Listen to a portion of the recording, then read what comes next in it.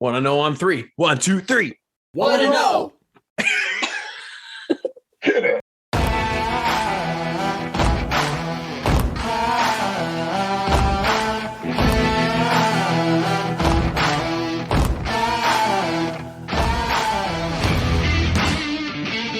Welcome, hola, and bonjour. You're listening to the official 1-0 Fantasy Football Podcast. It's time to join your host, the Commissioner Extraordinaire, the Fantasy Football Trade Monger, Owen, Odog, Drake.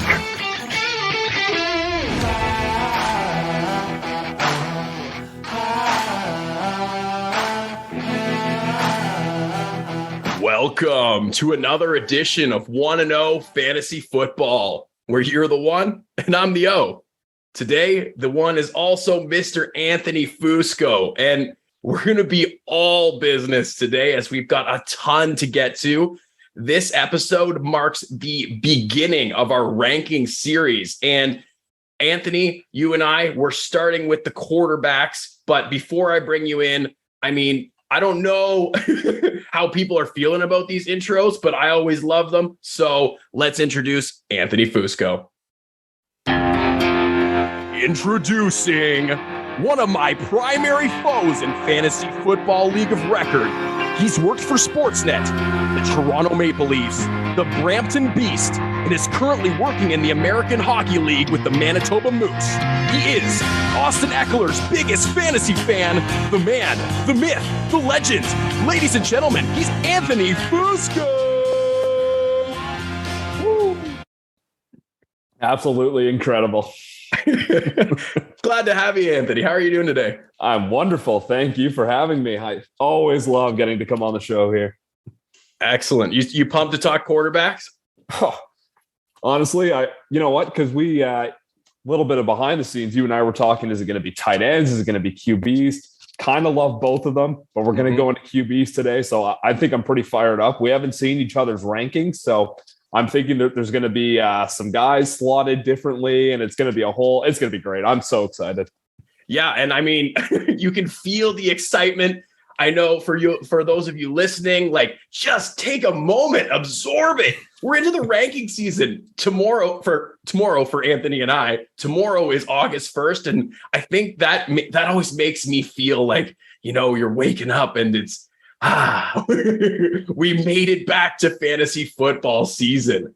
And you know what? That kind of makes me feel like I am going to run through a wall right now. Ready. The immortal clip. The immortal clip. But honestly, man, it does. For us, I just sent out a draft sort of package that I get ready for you guys, where it shows our teams from last year for you guys to pick keepers.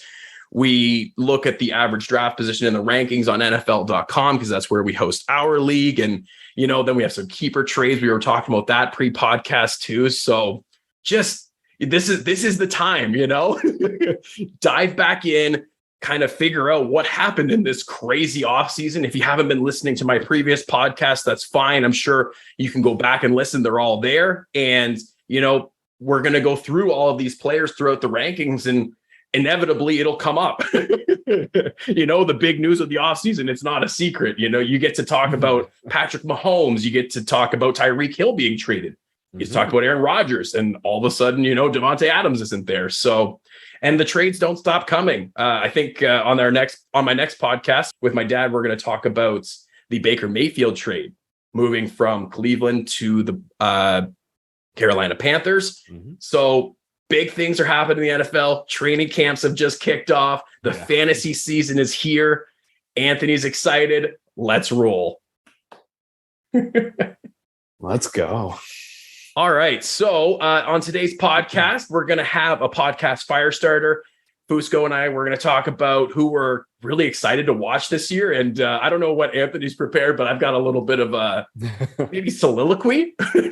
I don't know. I wasn't ever paying attention to English class, but a little one-man rant on who I'm excited to watch. We're going to talk about some news, lots of news in the NFL since we've last talked. So we're going to kind of chip away at some of those.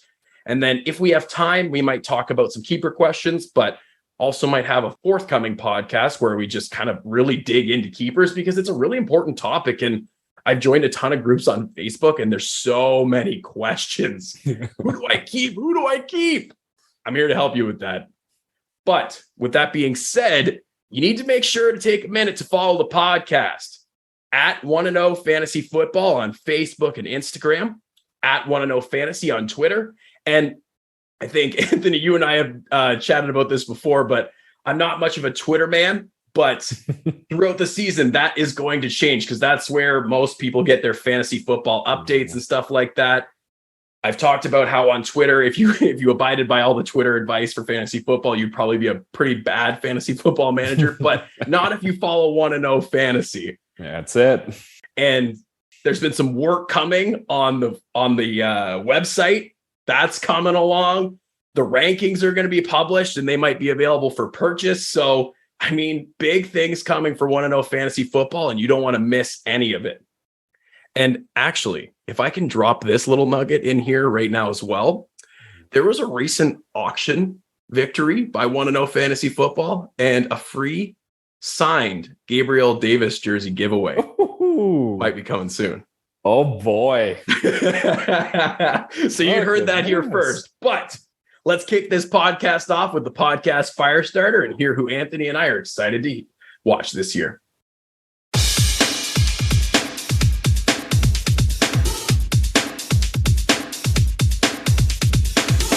Podcast fire starter. Our podcast fire starter question today is a very simple one. Who are you most excited to watch this year? I mean, obviously that can change, and obviously there's tons of guys. Like, we could probably talk for hours, but who do you want to highlight today, Anthony? Oh boy, I'm going to go off the board a little bit for the first one.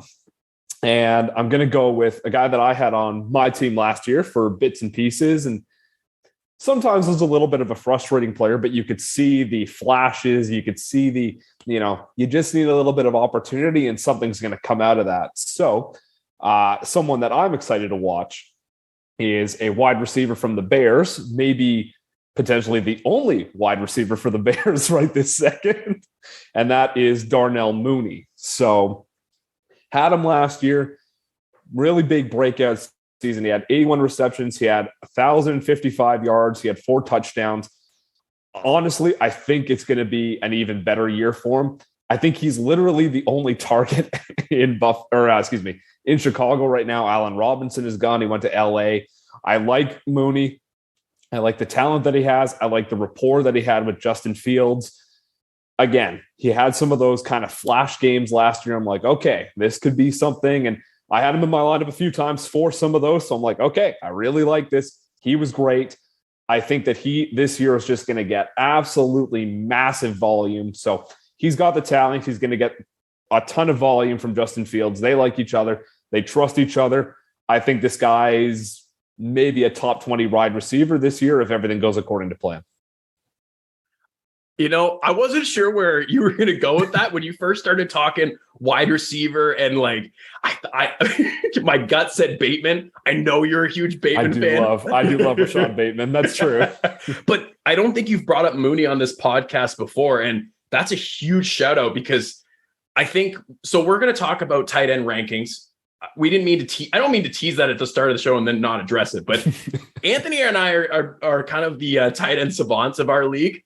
We're always kind of plugged in on those. So we're going to help y'all out with your drafting tight ends. And you make a great point about the target consolidation in Chicago. I think Komet is kind of primed for a breakout. Spoiler alert. He is definitely within my top 12, nice. But you're right. Like, he's still at tight end, and Mooney is essentially the only wide receiver option there.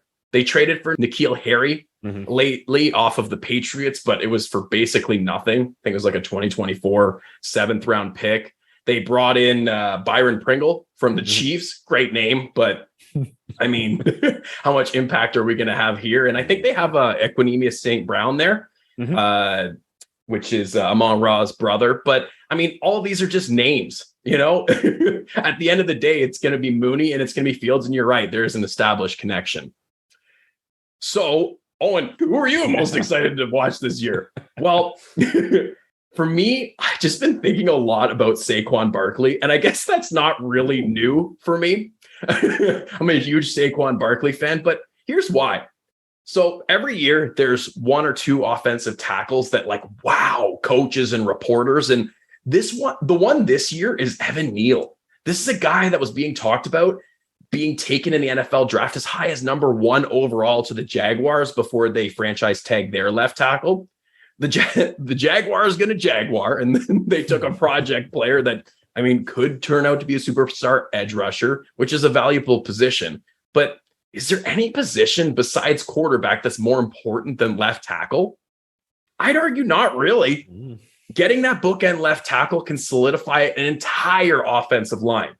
It makes the quarterback's life easier, which makes the running back's life easier, makes the coach's life easier, makes the general manager's life easier, etc., all the way through the organization. Barkley was running behind an offensive line last year that ranked 30th by PFF, but you should note that they've been improving yearly, and this is the year where I'm advising to start investing. Top 5 tackle pick Andrew Thomas was god-awful in his rookie year, but he showed many signs of improvement last year, and he looks to be a solid tackle at worst. The Giants have invested in the offensive line in free agency. They brought in guard Mark Glowinski from the Colts, a player that I know firsthand how solid he can be holding down one of the guard positions, as well as center John Feliciano, who came over from the Bills. Then they turned into the draft where they took Evan Neal 7th overall, as I mentioned, and then a guard in both the 3rd and 5th rounds. So that's a lot about the Giants' offensive line, but it shows the investment in them. So think of the changes that the Chiefs' offensive line underwent in one offseason as they revamped a year ago.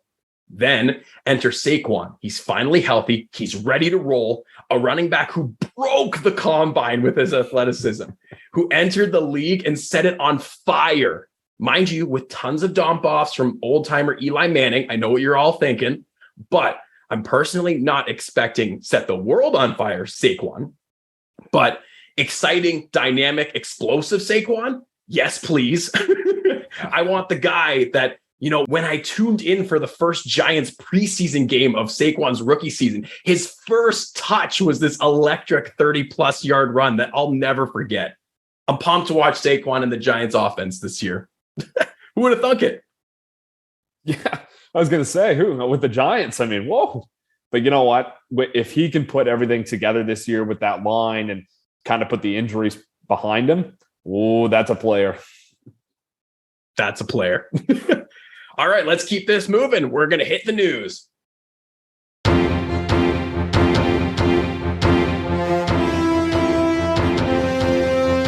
official 1-0 Fantasy Football News. So we're going to start off our news section. We're going to talk about some training camp holdouts. Normally, I wouldn't really highlight defensive players, but since Fusco's here and, you know, I'm hoping that some people in the audience also have individual defensive players, IDP leagues. Those are so much fun. I know ours is. Roquan Smith, he was going to be a hold out, but now he's a hold in. We'll pause for a second just to define hold in. That's when a player arrives at training camp on time, but he chooses not to participate in practices because of a contract dispute, something that's become kind of standard now. So, you know, Roquan shows up. The CBA doesn't really allow for holdouts. They fine them like crazy, but he's not doing anything. He's more just standing there kind of checking it out. Roquan's an IDP stud, and he's likely the best player on the Bears, who have really torn their team down to the studs. Mm-hmm. So I'm advising to keep an eye on Roquan's status, especially, like I said, for IDP leagues. That Bears defense is going to play a lot. Yeah. And up until this point, Ian Rappaport reports that Smith has not received an offer he would even remotely consider, so thus he'll wait.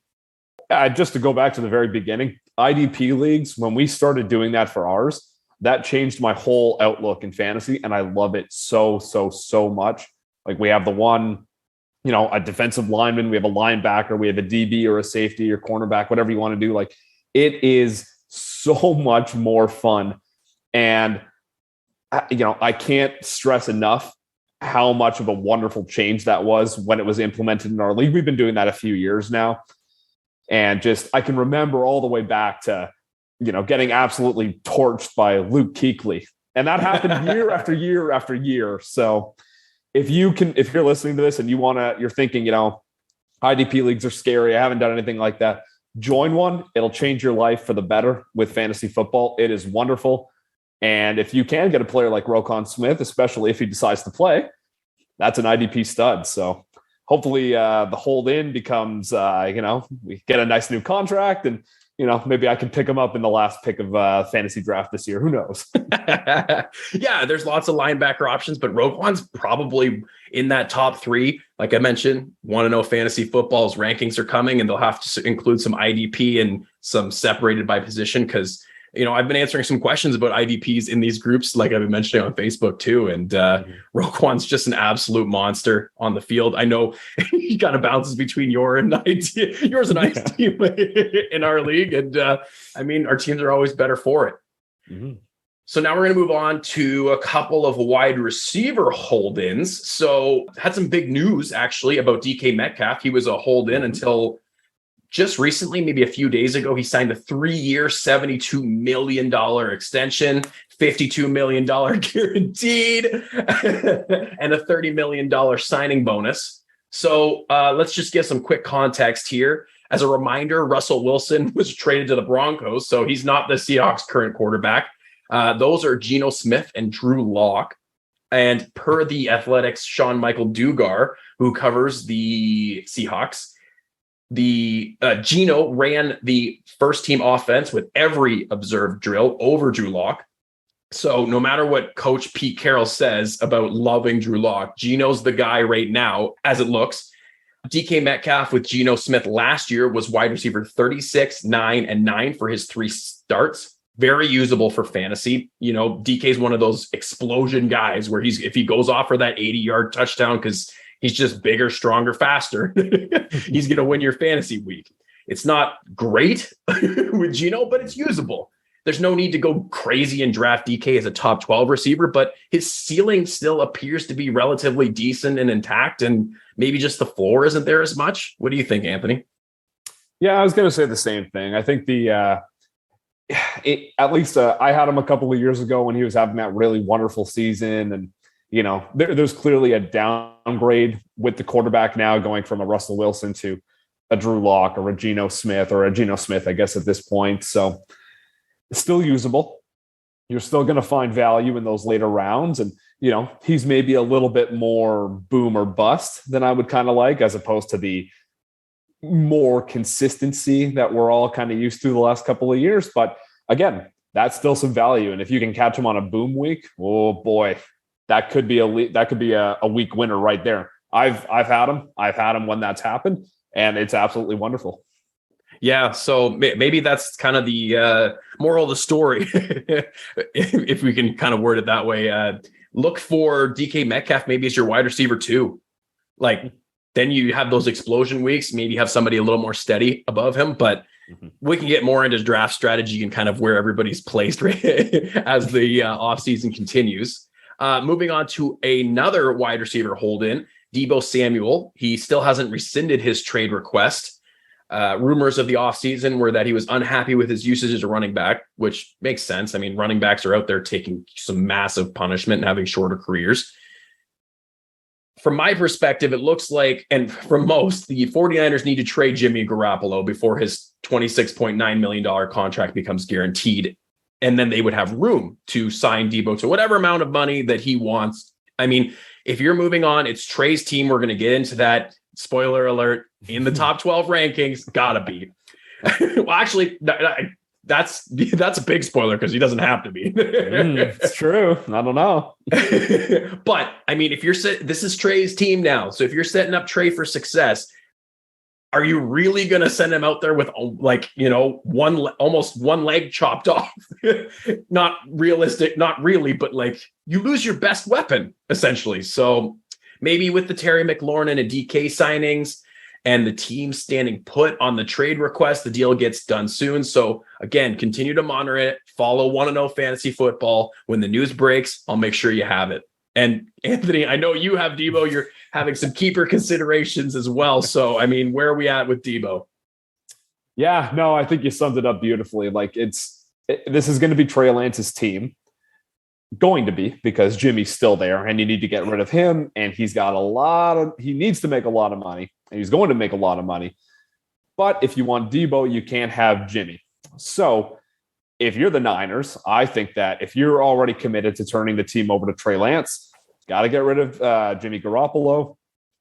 You get Debo his nice contract. You get him out there. You give Trey Lance every opportunity to succeed, whether it's with the run game, whether it's with throwing Debo back out there. You got Brandon Ayuk still out there. George Kittle's around. Like, you need to give this guy every weapon, every opportunity it is, because you went and you drafted this guy and you traded up to draft this guy. And there's a whole thing about, this is our guy. This is going to be the year. So, we're starting to come up here. We're in the preliminary stages of camp. So you said it perfectly. Like, if you're going to turn this team over to Trey Lance, you can't get him out there and throw him out there with a leg chopped off. Debo's going to be their best offensive weapon, but you got to get him signed. And the last couple of days of, Metcalf's contract and McLaurin's contract kind of gives me a little bit more like, okay, I feel a little bit better. There's at least an established pattern here with these two guys.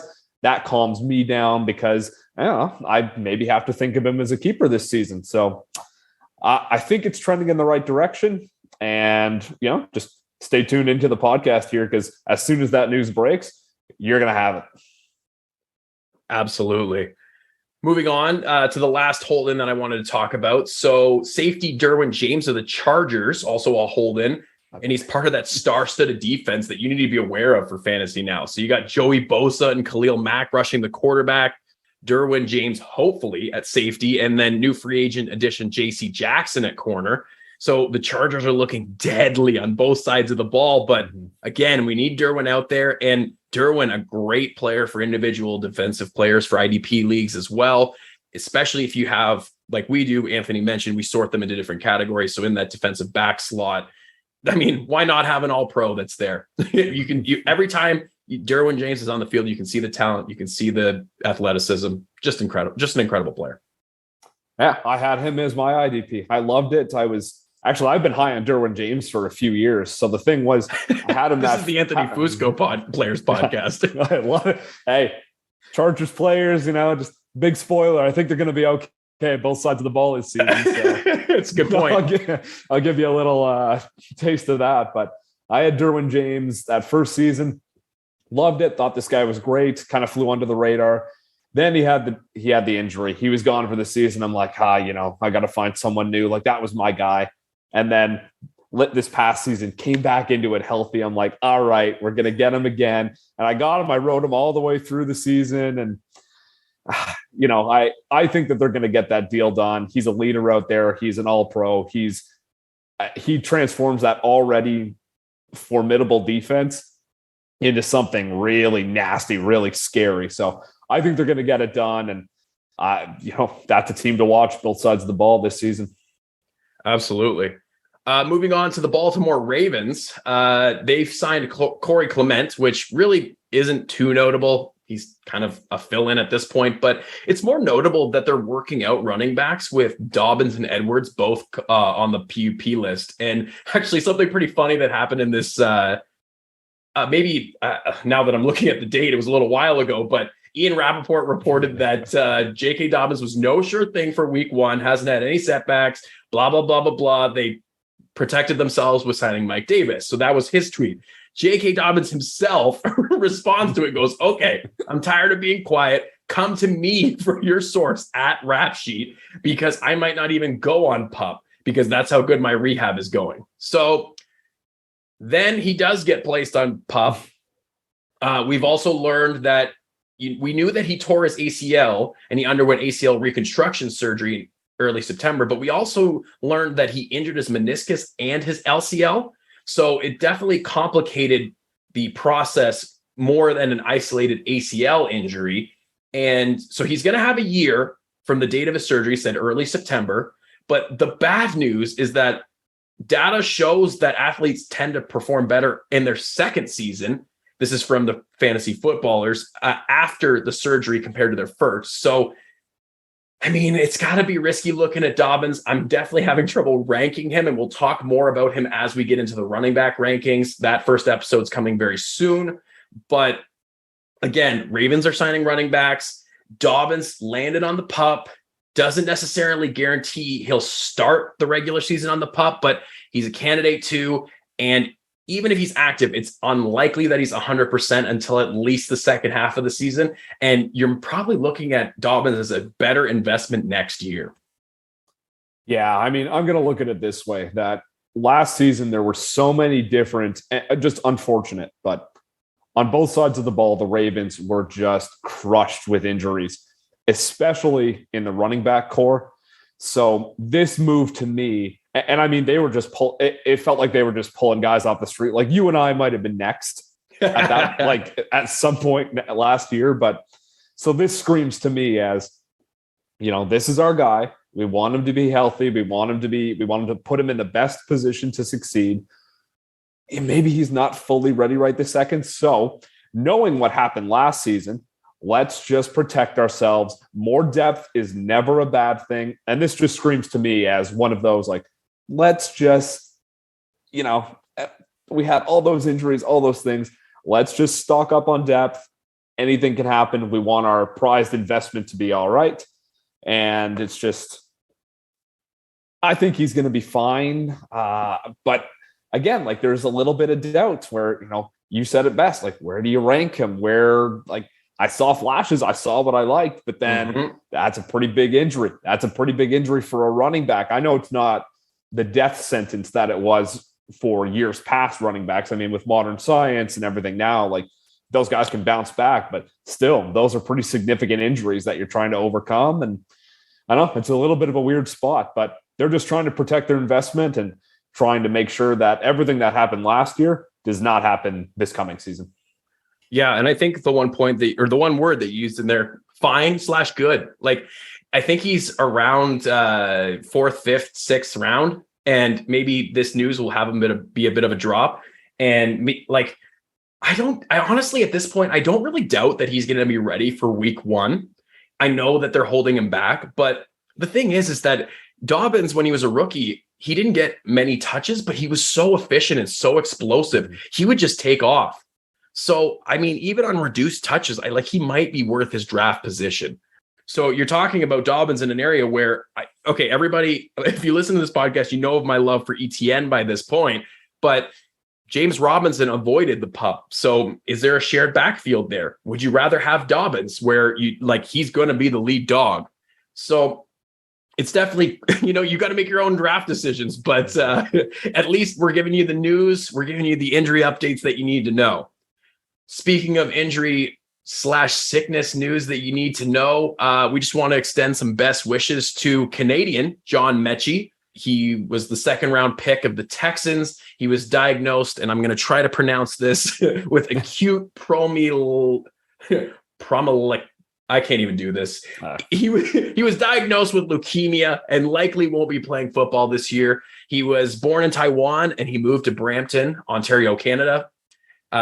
Normally, the Texans camp begins with a speech from the to the team from the coaches, but they let Mechie talk first this year. So Coach Lovie Smith didn't say what Mechie shared, but he related that the coaches and players were moved by his words. So moving back to fantasy, the Texans wide receiver room, fueled by sophomore surprise Davis Mills, will consist of Brandon Cooks as a wide receiver 1, 2 in fantasy, and then Nico Collins, Chris Conley, Chris Moore, Philip Dorsett, the hodgepodge that they've collected since the Texans are in the state that they're in.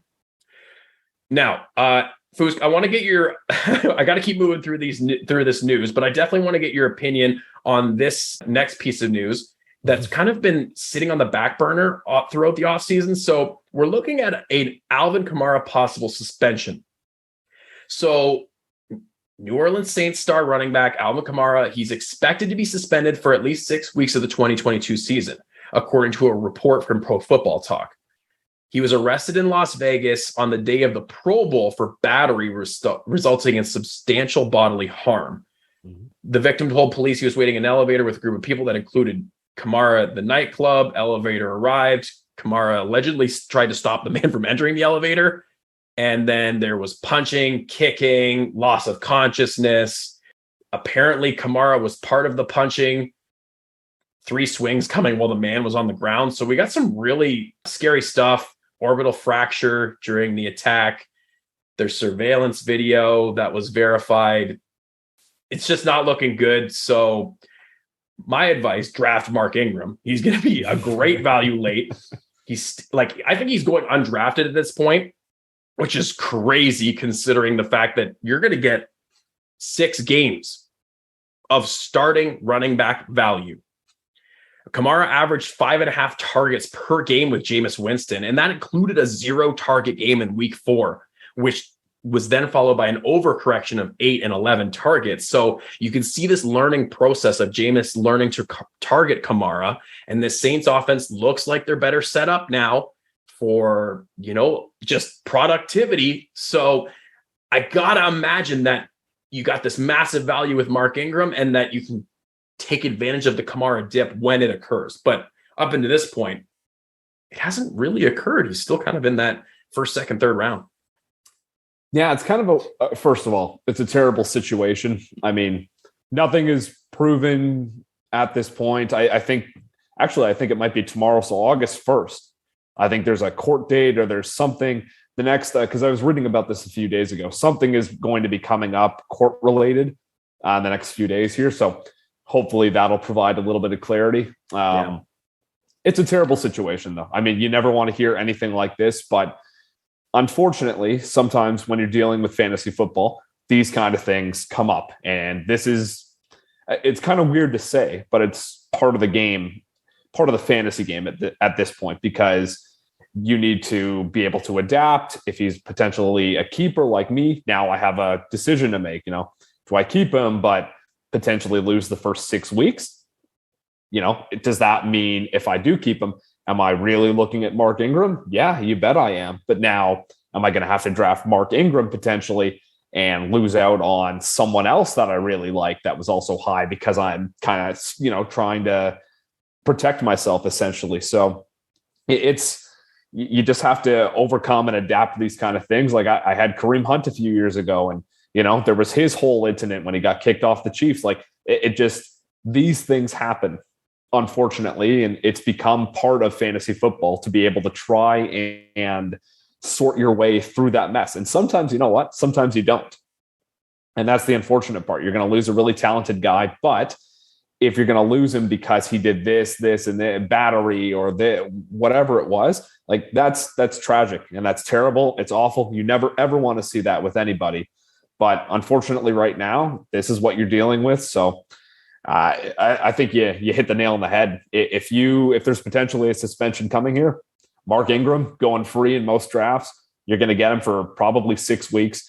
That's a very talented player that has been with the Saints. Like, Jameis is going to take another step, hopefully. And it's starting production for essentially nothing. So all about finding the value. And Mark Ingram, if there's a Kamara suspension, that value is through the roof.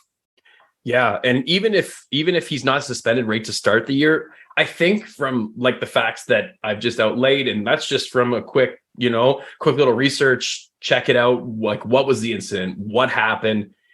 A suspension is coming, whether it's 6 games, whether it's 4 games, Ingram's going to hold value. And you're right. You could take another mid-round running back, or you could just wait until almost double-digit rounds. You don't have to wait till the end, but Ingram's going to start shooting up, but just wait until you have to take him, grab him.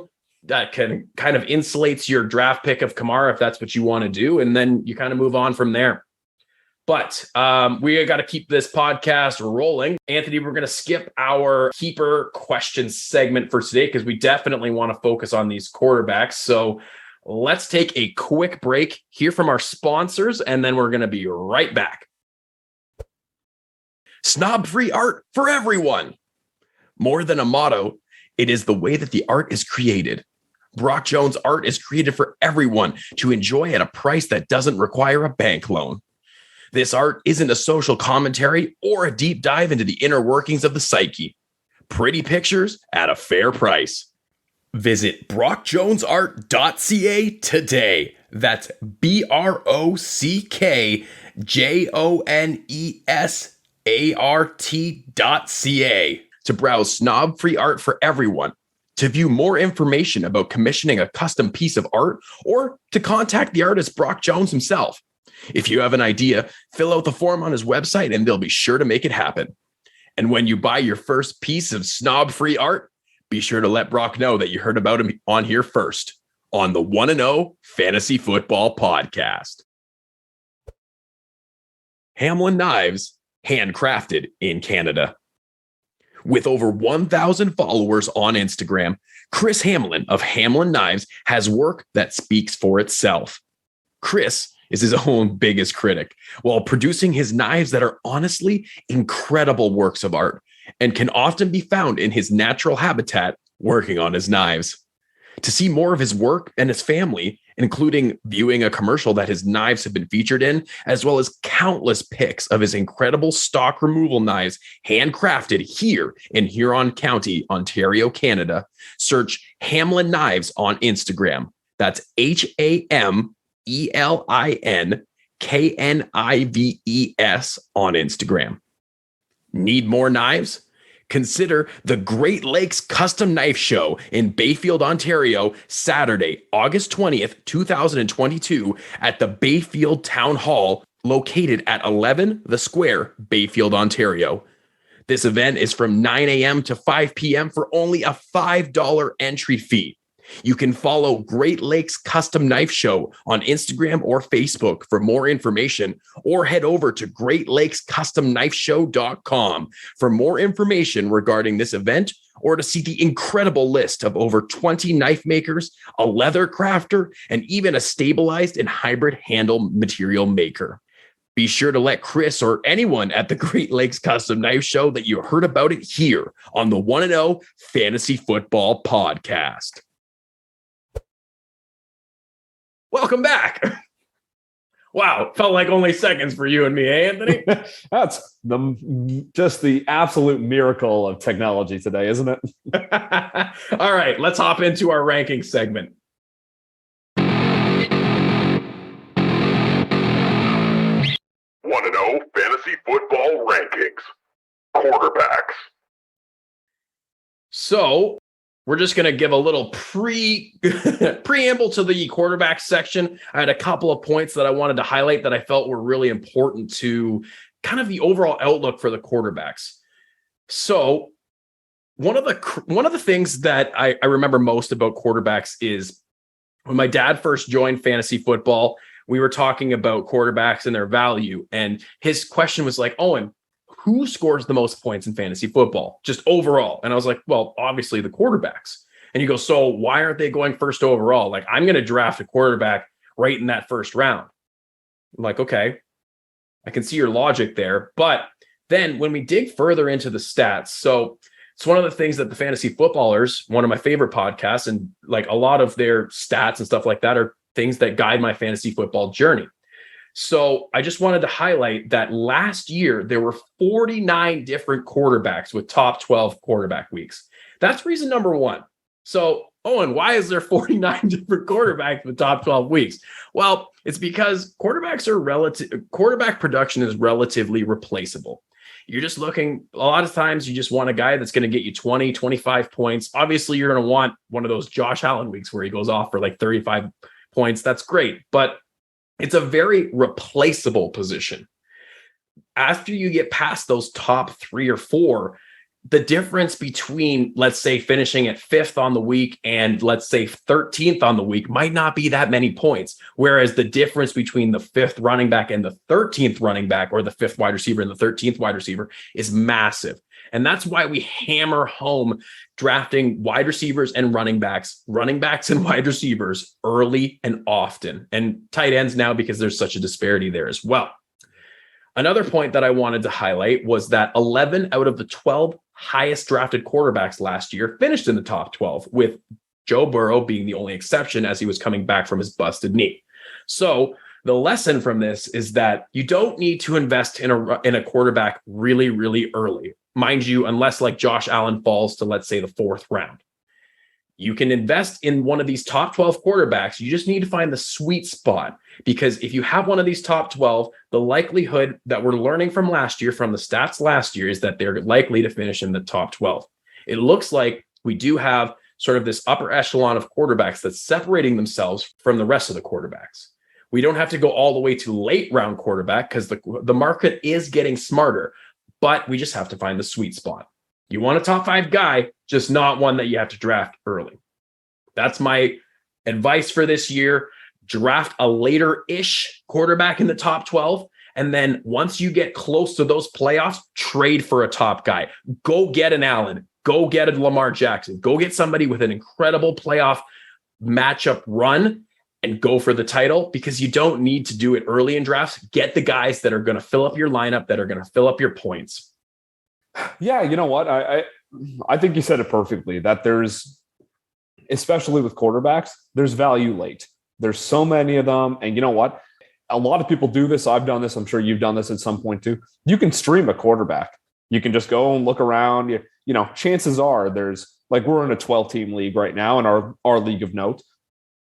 That's 12 quarterbacks that have to start every single game. There's a lot more than just 12 of them out there. So if you know, maybe you didn't love who you got at the draft, you know, maybe you keep one in reserve, but you're going to stream. You're going to look around for the best matchup. Hey, maybe Ryan Tannehill happens to be free. I know he has provided some pretty good value in the past. Maybe you just pick him up for a week or so. It's not the whole, like, the biggest thing, like you said it perfectly, is hammer running backs, hammer wide receivers early, because the difference between, you know, the wide receiver 5 and the wide receiver 13, absolutely massive. But with quarterbacks, it's a little bit different unless you get one of those top guys. In that case, hey, you're sitting pretty. Josh Allen's going to drop 35 for you, and you're wonderful. Things are great. You're sailing into hopefully a nice win. But I don't know, quarterbacks there's value late. You can always find it. And then I like what you said about, if you find a guy that, you know, you're trending towards making the playoffs, things are looking good, go out, see if you can go get a guy that's got a nice playoff schedule, or see what you can put together, because at that point, you might be surprised at what some of your league mates are thinking. Hey, you know, we're in a keeper league where we have a lot of things that maybe you're not just thinking about this year, you're thinking about next year or a couple of years from now. Maybe you can put together a nice package, go get a top guy, and, you know, try to win it all. So yeah, I think you hit the nail on the head with everything. That's my philosophy and yours align with at least the way we look at our quarterbacks. Absolutely. I guess a way to sum it up is that at the draft, your running back, wide receiver depth matters. But by the time you get to the playoffs, your starting lineup matters more. So you can adjust throughout the year, you can make trades, but during the draft, just look for the value. And you make a good point about streaming. One of the exercises that the footballers do every year is they do a streaming segment, and I'm going to be recommending quarterback streamers as well, but they go back and they take the stats. And I can't tell you exactly what it was last year, but over the years, they would have formed kind of through a Frankenstein quarterback. That's the way to word it. How, you know, you're streaming different quarterbacks each week, and they're talking about you're streaming quarterbacks that have over a certain percentage of availability in every league. So guys that are likely available in your league. And then you kind of Frankenstein all these quarterbacks together, and they form like the quarterback 3 or 4 overall. Mm-hmm. So like, why draft a top 5 quarterback when you can just do that? You got to have the guys available to stream in your league. But anyways, with all that being said, quarterbacks are still important, especially Anthony, you and I, our league of record, we changed over to a 6-point throwing touchdowns or passing touchdowns, quarterback scoring, and -4 for interceptions. So that kind of raised the importance of quarterbacks a little bit, but I don't think it got out of hand at all, which is really, really nice. Just a quick change to kind of reflect the importance of the quarterbacks on the field. But with that all being said, we're hopping into the rankings. Here we go. The official 1-0 fantasy football rankings. Let's see where Anthony and I disagree. At number 1, quarterback of the Buffalo Bills, Josh Allen. Last year, over 4,000 passing yards, 36 touchdowns, 15 interceptions. And here's the kicker, 763 rushing yards and 6 touchdowns. He was the quarterback 1 last year, the first time all decade a quarterback repeated as quarterback 1. He was the quarterback 1 overall 5 times out of 14 weeks, with the quarterback 4 and quarterback 3 finishes also. So that's half of the time in the first 14 weeks before we go to playoffs that he was a top 4 quarterback, a difference maker. Why is Allen quarterback one? Allen doesn't need to throw 40 plus touchdowns. Quarterbacks score more from rushing in most leagues. I just mentioned that ours is 6 points, but he's like, either way, a touchdown's a touchdown. He had 6 rushing touchdowns, and this could go up. That was a career low. And as we go through all these quarterbacks and we talk about their rush TDs, and their rush yards, we're gonna see the difference. But he had over 700 rushing yards, like I mentioned. He's legitimately their goal line back. I've talked about that with you, Anthony. I've talked about that with my dad. Like, they drafted James Cook in the second round this year. He's a smaller back. The coaching staff doesn't trust Moss. He was kind of drafted to be that goal line back, but they don't trust him. And then Singletary, who is kind of their de facto starting running back right now as Cook gets kind of up to speed. He's small too. So also with Josh Allen, you lost Brian Dable as OC, offensive coordinator. So it'll be interesting to see if that, combined with the attention to the running game through drafting Cook, signing guard Roger Saffold, and like I said, the OC change, if the Bills' rushing attempts go up and then maybe Allen's kind of passing goes down a little bit. But I mean, you can't rank him anywhere else other than quarterback one at this point. Anthony, thoughts? Yeah, you and I we might disagree a little bit coming up on this list, but it's not going to be with number one. Josh Allen is the de facto number one. I had him a couple of years ago when he was having that massive breakout season. He is the Bills' QB1 and RB1, and it's absolutely wonderful if you can have a player that can deliver all that quarterback value, all the passing, all the touchdowns, but then this guy decides, you know what? I'm like 6'5". I'm just going to take off. I'm going to run. I'm going to get those big chunks. I'm going to get those rush yards. And more often than not, he's going to find the end zone. So, and he's out there hurdling guys too. Yeah. The guy is an absolute monster out there. And you know what? Especially in fantasy football, much like real life football, if you can find a guy that can do both and provide that dual threat of the passing and the rushing, that is tremendous value. And that's why we're not going to disagree with that one. Josh Allen, number one. Yeah. And I think if you're researching online for kind of this, I don't even know how you would word it, but they call it the Konami code. And I think we're going to discover that, like, when we're looking at running backs, if you can fit a running back that's also basically a wide receiver in one slot, like, you're getting almost double the fantasy points. It's the same thing with Josh Allen. Anthony mentioned you got a quarterback, but you also basically have another running back too in there with him. So Josh Allen, quarterback one. Now we're moving on. We're interested to see where the disparity comes in. We're waiting for it to come, but I'm not sure if it's going to be at 2, but 1-0 fantasy football, number 2 overall quarterback of the Chargers, Justin Herbert. Last year, over 5,000 passing yards, 38 touchdowns, 15 interceptions, only 300 rushing yards and 3 touchdowns. But some important notes, starting in week 11 with a quarterback 1 overall finish. He was a quarterback 1, so from 1 to 12 every single week until the end of the season, including week 18, finishing at 1, 6, 3, 5, 9, 12, 2. This is going to be a repeated fact throughout all my rankings, but we saw with new head coach last year, Brandon Staley, he goes forward on 4th down all the time. What does this mean? This extend drives. It leads to more scoring opportunities. And then you combine this with their offense. Their offensive line is fantastic. It improved again. You've got Eckler in the backfield, new draft picks, Isaiah Spiller, which I'm sure is making Anthony slightly nervous.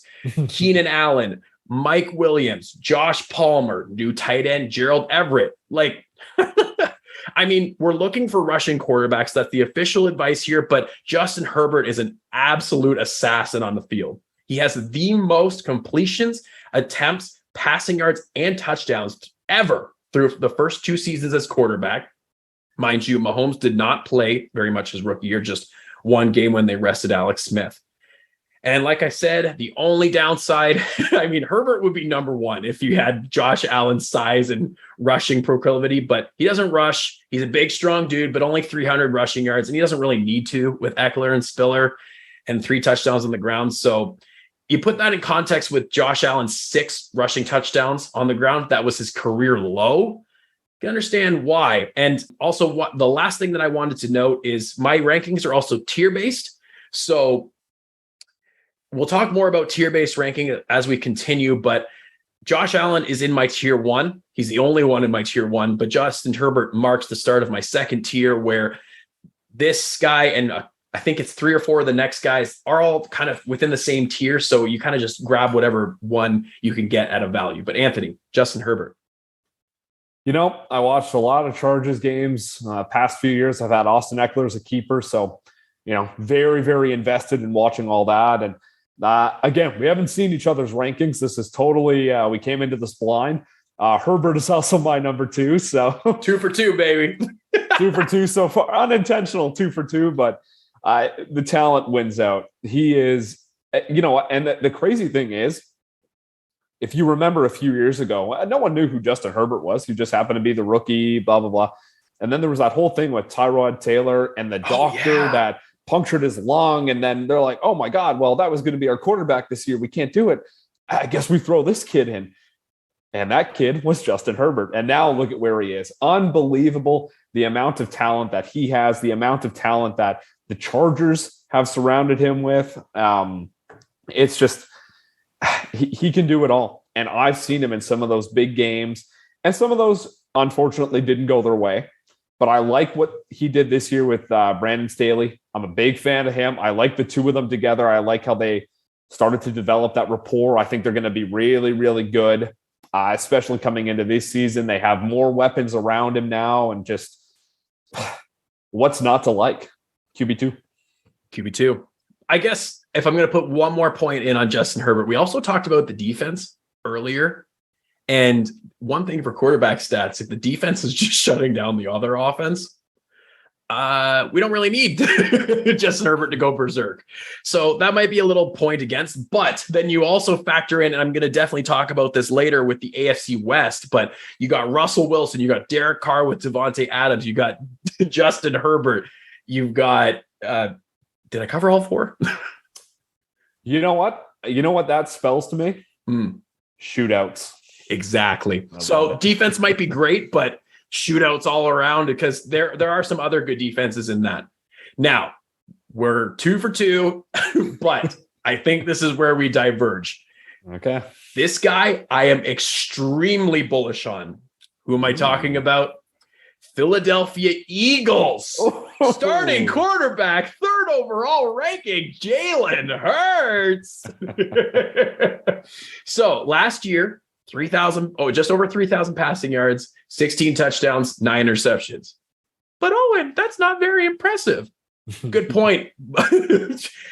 The rush yards, 784 and 10 rushing touchdowns. Might be a bit of an outlier, but here's why it's not. Let's just talk about the Eagles offense. One of the top 5 offensive lines in the NFL, protecting Jalen Hurts, opening running lanes. Then we talk about A.J. Brown. We talk about Devonta Smith, who had an exceptional rookie year. And if I skipped past A.J. Brown, he was traded from the Titans for a 1st overall pick. And he can just break these long touchdowns just like DK Metcalf. Then at tight end, you got Dallas Goedert. And in the backfield, you got Kenneth Gainwell, Miles Sanders, Boston Scott. They're all pass catchers. Rewind back to last year. Jalen Hurts had an ankle injury in week 12. Before the ankle injury, he was averaging 57 rushing yards a game. After, he was only averaging 30. He had ankle surgery. He should be good to go. And he was extremely consistent. He really only had one performance that wasn't in the top 12. As in week 12, the injured ankle, like I mentioned, and then he had a quarterback 27 when it happened, followed by, and that was even followed by quarterback 3 right after that, and then 14 and 19, which were his only weeks outside of the top 12. His floor is incredible with these rushing yards. His ceiling is now there with his BFF, A.J. Brown, who was acquired, as I mentioned, and given a massive contract. 43% of his fantasy points came from rushing. And that's 8.2 fantasy points per game just from rushing. That's a whole extra touchdown plus 2.2 points. And that's around where Lamar is at 8.6. 5 games in 2021 with 13 plus fantasy points on the ground. And like I mentioned, 10 rushing touchdowns. This offense is primed to explode. Those passing yards are going up. Those touchdowns are going up. The rush yards should stay around the same. And even if the rush TDs go down a little bit, honestly, I could even see a case where Jalen Hurts is quarterback 1 or 2. Boom, Anthony. Jalen Hurts. Oh boy. Oh, that makes me excited for Jalen Hurts, although our rankings are going to change here a little bit. So you went Jalen Hurts. I'm going to go with a different quarterback with a lot of rushing upside, who I think I'm pretty excited for. Again, I still love the Josh Allen. I still love the Justin Herbert. But my third ranked one, and just my own personal rankings based on what I see, what I like, we're going to the Baltimore Ravens, and we're going to go with Lamar Jackson. I love Lamar Jackson. I love everything that he can do. I like everything last year with how he was throwing more. And now I know that was forced basically because, they didn't have any running backs to give it off to. So he's like, okay, I have to throw it downfield now. So I like the weapons that they have out there. I'm a big fan of Bateman. You know this. Massive fan of Mark Andrews. I love him. He was a tight end 1 last year. The guy was a monster. They're going to have better running backs. They're going to have the system back in place. And when Lamar was playing, I don't want to call it hero ball, but when he needed to put the team on his back and get something done, there were some absolutely incredible games that you had to tune in for. And if you haven't, go back and watch them or watch the highlights. This guy was a human highlight reel. It was incredible. I love the rushing upside. I love where he's going. I love everything that I've heard out of him with camp. And of course, don't put too much stock into camp. I'm just going to say that right now. But everything I've seen, everything I've heard, I really like. You know what? He's, for me and my money, I've had him in a few other leagues past few years. I like the consistency. I love the rushing, though it does scare the crap out of me most of the time. But I like what he can do, and I'm excited to see the step that he takes this season. So that's why he is number 3 for me. Excellent. Did you want to have any comments on Jalen Hurts, or are you going to kind of hit him when you get to him in your rankings? I'm going to hit him when he comes to me. But excellent. But one big thing, though, I love that they brought A.J. Brown in. I think those two are going to be disgusting together. Yeah. I'm really excited about that. Okay. So we're moving on to number 4, and spoiler alert, it's not Lamar Jackson. And let me tell you why. I believe, have Lamar Jackson here before, but I've recently just pulled a little switcheroo. Ooh. Quarterback of the Arizona Cardinals, new $230 million quarterback, Kyler Murray, with 3,700 yards last year, 24 touchdowns, 10 interceptions, only 423 rushing yards. Surprising from a quarterback who likes to run, and 5 rushing touchdowns. So let me tell you why my quarterback 4 is Kyler Murray. Well, he started the year red hot. He was on my team. I know this. Back-to-back QB1 overall performances. People who had, if you had Kyler, you were laughing. I know I was. He followed it up by quarterback 15, 9, 23, 6, and 8. So you can see he's right within that top 10 in most of his weeks. Then he got injured in week 8 and missed a few games. Came back and he was still good for fantasy, almost great, but never finished below quarterback 15. But he really wasn't the same without Hopkins, who was injured, and after that ankle injury, kind of the same as Jalen Hurts. So fast forward to this year, we have no Hopkins again to start the year with a PED suspension, but the Cardinals have re-signed James Conner, who's a really sneaky good pass catcher, re-signed AJ Green, or the ghost of AJ Green. Yeah. But the kicker is that they traded a first-round pick for Kyler's college receiver, Marquise Hollywood Brown. Still have developing Rondale Moore also, and Hopkins fill in Antoine Wesley, who's a 6'4", 206-pound wide receiver. So got the offense around him. One note too, keep an eye on Rodney Hudson. I don't know if he's retiring or what's going on there, but a center is really important to this offense. A note about Kyler. Kyler tied Tom Brady for the most 20-plus yard completions in the NFL. This would have been great news for Christian Kirk had he resigned, but then they went and got Marquise Hollywood Brown. So all wheels up for Kyler, all wheels up for Marquise. 2 years ago, Kyler was also on track to finish as the quarterback one, but also got injured. Some games, Kyler's running all the time. Some games, he doesn't. I got to say, I don't like the Cliff Kingsbury offense. And that kind of leads me into my best recommendation for Kyler and the best recommendation that you might find on this podcast. Draft Kyler at his value, wait 8 weeks until he spikes, and then trade him at his highest value for one of these other quarterbacks. Because it seems like Kyler Murray, whenever adversity strikes, and the Cardinals in general, they seem to be kind of this immature offense, or this maybe a bit of an immature player where he hits this adversity and then what? Then he just kind of falls off a cliff a little bit. So take advantage. Like he's going to start red hot again. You can almost just predict it right now. Get that hot start and then trade him away. And then you're rolling in fantasy points either way.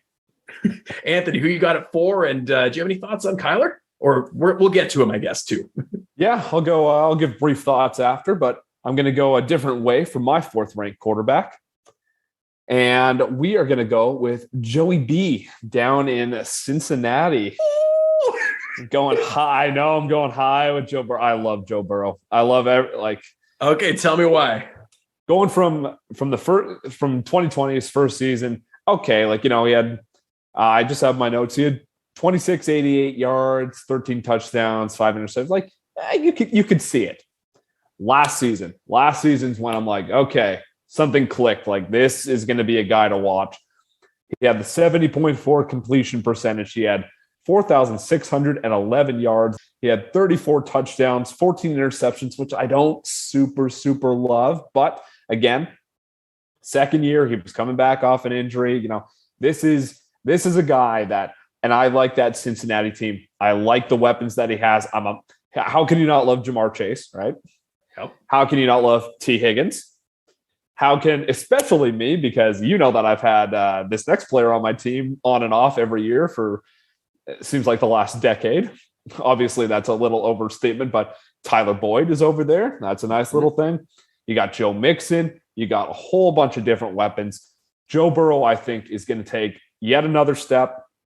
That Cincinnati team, I think they caught lightning in a bottle last year, and they kind of figured out, hey, we're good. We're really, really legitimately good. So now, can we get to that consistent next level? And I think if they're going to, and I think they will, it starts with Joe Burrow. So he's my 4th ranked quarterback. And quick note on Kyler.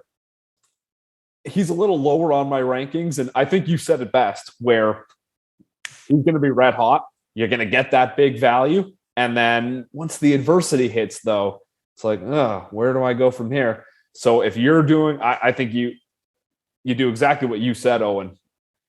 Get them, enjoy that value, enjoy those points, and, just wait for the peak. And then right before that, time to sell. Get something nice in return, because I don't know, the adversity, I think it messes with his head. And, just one little extra point. There's the whole, he had the independent study time clause in there in his new contract. Then they got rid of it, which was kind of funny. So I saw a whole bunch of memes about basically him saying, like, okay, I don't need to study anymore. Like, I'm going to get on Call of Duty again with all my boys. So did the 4 hours that he was done. I just found that kind of funny. So he's a little lower based on the adversity, but I'll talk about that when he comes up in mine. Yeah. And Dad and I are actually planning to talk about that tomorrow. I kind of got that planned as what part of the news segment, but we'll dig in further. But yeah, Anthony, I'm glad I got your thoughts on it as well, because it was hilarious. And we'll get into that. But segueing to number 5, this is where I've got Lamar Jackson. So I'm not going to spend too much time on that, as Anthony's already kind of outlaid the case for Lamar Jackson. But you can kind of see a theme with my rankings where you got those rushing quarterbacks, except for Herbert, because he's just a generational star. You got these rushing quarterbacks up near the top. But last year, Lamar didn't have the best season. With injuries and COVID, missed 5 games, but was still the 7th best quarterback in fantasy points per game. and that included a 1.2 point game when he was injured.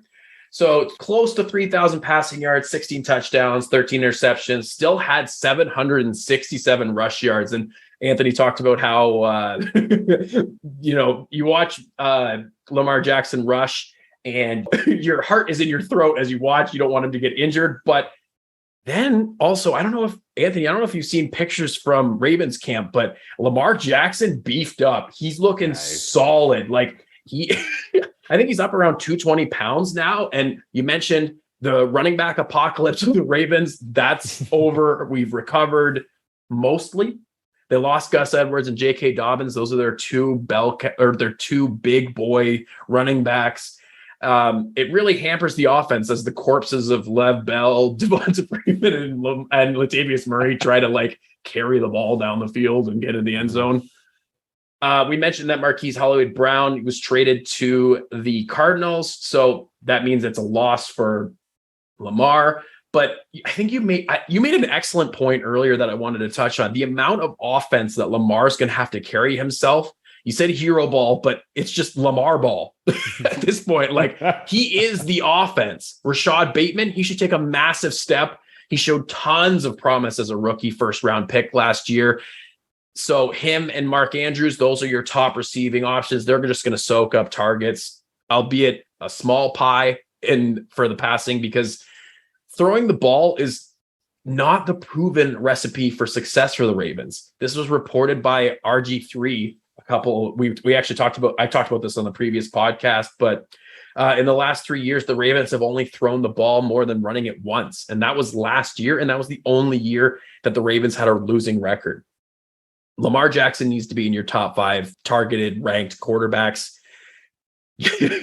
Anthony, go as high as 3. I completely understand why, but I don't see him going all the way back up to that touchdown percentage that he was at in his MVP year. But that rushing, if that's going to go back up, I think we can see another 1,000 yards rushing season from Lamar Jackson. Absolutely. We are going to keep motoring through these quarterback rankings. We already had Anthony's comments on Lamar, so we're going to move on to my number 6 ranked quarterback. This might be another surprise, but that's the thing about ranking quarterbacks. Lots of fun. We have the retired, then unretired Tampa Bay Buccaneers quarterback, Mr. Tom Brady. So with last year with over 5,000 yards, 43 passing touchdowns, he's going to be 45 years old this year. Could we see 45 passing touchdowns at 45?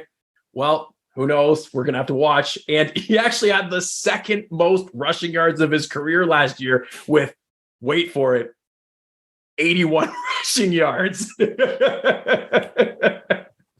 And he also had 2 rushing touchdowns. So that was great. So some notes on Tom Brady here. So once he unretired, Bruce Arians retired. Don't worry, still with the team in the front office. That's always great for fantasy football for Tom Brady, or for the Bruce Arians offense, and his protege, Byron Leftwich, still running the offense. And Brady loves planning with Byron Leftwich. Tom Brady is going to be 45 years old. Already mentioned that. He's extremely consistent, and he's an awesome draft day value, both last year and projected to be this year. His first 8 weeks, he was a top 5 quarterback 6 times. A little rougher in the back half. Remember, you lost Antonio Brown because he went, I hesitate to say crazy because, we all deal with mental illnesses these days, but he ripped off his jersey and did jumping jacks on his way to the stadium. So Antonio Brown went crazy. And Chris Godwin lost him to the ACL tear, but he still had 4 finishes at the top 5 in his last 8 weeks.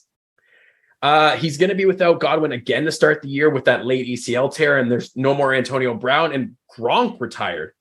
But we've countered that by signing Russell Gage, who's apparently been lighting up training camp.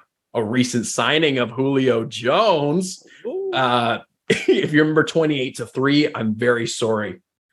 But Julio Jones is now teaming up with Tom Brady. And now Kyle Rudolph. And it was joked about on the Around the NFL podcast that Rudolph is just bad enough to frustrate Brady and Gronk into reuniting. So stay tuned for the Gronk unretirement. People are going to be really, really excited for the new flashy picks like Hurts, Burrow, Lance. You even heard from Anthony and I right now. Excited for Burrow, excited for Hurts, but Brady's almost guaranteed top 8. Like why not? And Brady is an excellent example. If I can pause here for a second, but Brady's an excellent example of why it's important to rush as a quarterback for fantasy. So we talked about the 81 yards. Brady a year ago had 40 touchdowns and he was quarterback 8. Then he had 43 touchdowns and was quarterback 3. Switching to the rushing quarterbacks, Allen and Hurts and Kyler and other rushers can be quarterback 1 with 30 touchdowns. They don't have to get all the way to the historic 40 plus touchdown range. But if you're just a pure passing quarterback, you do. And that's, I'm trying to get more disagreements on the podcast. So here we are with the rankings. That's why I'm going to push back against the Burrow high ranking from Anthony. But I mean, he laid his case out perfectly. But again, target these rushing quarterbacks. Anthony, who you got at 6? Well, it's funny. We're going to sync the rankings up again because I got Tom there too. Hey! That must have blown your mind. I thought I was being aggressive. No, as soon as you said it, I'm like, oh, he's going to do it. I have Tom Brady. I have my little thing written down. I'm like, he's going to go Tom Brady. I know it. So you summed it up perfectly. The rankings have synced back up for this one. All is right with the world. We have balance again. Absolutely. Any comments on Tommy Boy? You know what? He's the ageless wonder.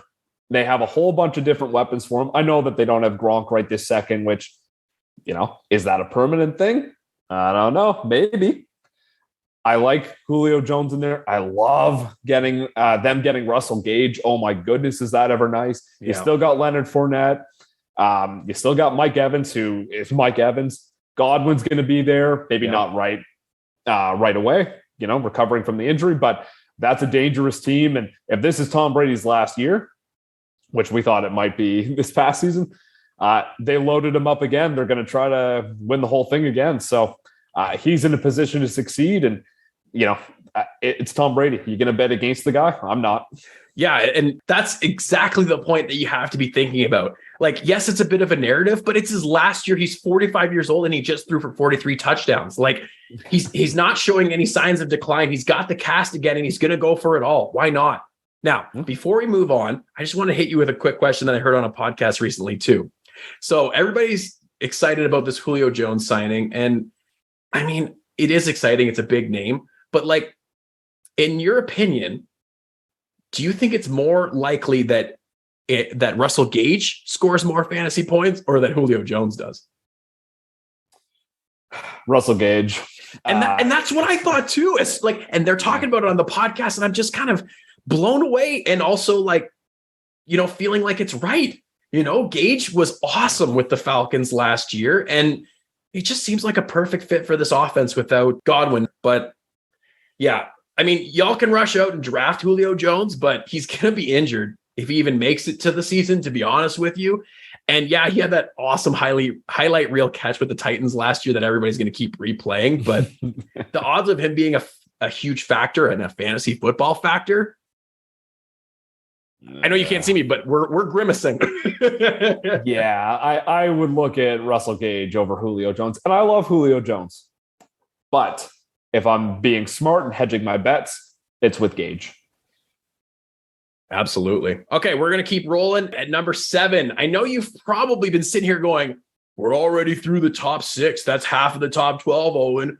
Where is the quarterback? Well, I can tell you right now, the quarterback of the Kansas City Chiefs, Patrick Mahomes, my 7th ranked quarterback.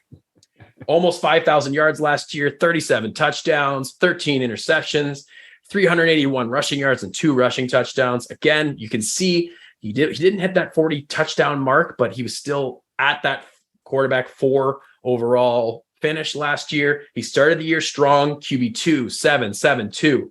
But then the Chiefs started to struggle. Maybe it was against that cover 2 shell defense that was containing them, and it resulted in a bunch of down weeks. Besides a 36-point quarterback 1 performance in Las Vegas that people weren't starting him for in week 10. He wasn't really usable from week 7 to 14. He was the quarterback 18 from week 7 to 12. Now, it looks like I'm painting a bit of a down picture, maybe a little bit. He still finished as quarterback 4 last year. A bit of an illusion as a fantasy finish because, if you're struggling at the quarterback position from week 7 to 14, that's when you're trying to make the playoffs. If your quarterback's not helping, you ain't getting there. And then you complicate that with trading Tyreek Hill away. But if there's a quarterback to believe in, a coach and an offense and a play caller, it's Mahomes, Andy Reid, and the Chiefs. The receiving core, led by Kelsey, it now has Juju Smith-Schuster, Mecole Hardman, Marquez Valdes-Scantling, second-round pick Sky Moore, great name. Tons of weapons. And MVS and Mecole have the speed to replicate the bombs he used to throw to Tyreek. Like we mentioned, the division, there's going to be shootouts this year in the AFC West. He's going against Russell Wilson, Justin Herbert, Derek Carr each twice. That's what bumped him up to 7 in my rankings.